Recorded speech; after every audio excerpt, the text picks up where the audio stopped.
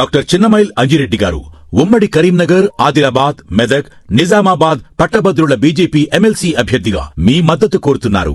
నరేంద్ర మోడీకి visa reject చేసినప్పుడు ఆయన గుజరాత్ ముఖ్యమంత్రిగా ఉండి వీసా రిజెక్ట్ చేస్తే చాలా మంది liberals, anti BJP intellectuals, BJP వ్యతిరేకంగా కామెంటేటర్స్ అంతా నరేంద్ర మోడీ మత మారణ హోమానికి నాయకత్వం వహించాడు. ఆయన ప్రభుత్వం ఆయన వీసా ఇవ్వకపోవడం రైట్ అని వాదించిన రోజుల్లో కూడా నేను చాలా స్ట్రాంగ్గా చెప్పాను, తప్పు అమెరికాకి ఎవడిచ్చాడు అధికారం.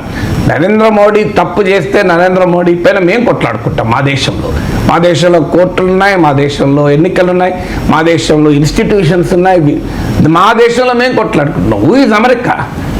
నరేంద్ర మోడీ తప్పు చేశాడా లేదా జడ్జిమెంట్ ఇచ్చే అధికారం అమెరికాకు లేదు.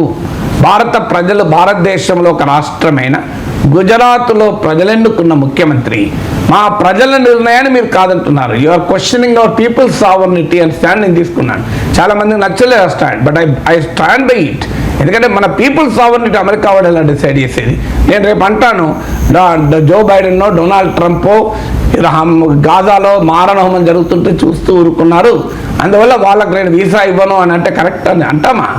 సో ఎవరిని అమెరికా పనే కాదు. America is not going to decide whether Narendra Modi is culprit or not. అది భారత వ్యవస్థలు చూసుకుంటాయి, భారత పార్లమెంట్ చూసుకుంటుంది, భారతదేశ కోర్టులు చూసుకుంటాయి, స్టాండ్ తీసుకుంటుంది. అందువల్ల ఇప్పుడు కూడా మన పొలిటికల్ అడ్వర్సరీస్ని కూడా దేశము రాజకీయ నాయకులు ఈ రెండింటి మధ్య తేడా చూడాలి. When it comes to India's national interest అందరం ఒకటే, అందులో ఏమాత్రము డిఫరెన్స్ ఆఫ్ ఒపీనియన్ ఉండడానికి వీల్లేదు. నరేంద్ర మోడీ వాషింగ్టన్లో ఉన్నాడు అంటే భారతీయ జనతా పార్టీ నాయకుడిగా ఉండడు, భారత ప్రధానమంత్రిగా ఉంటాడు.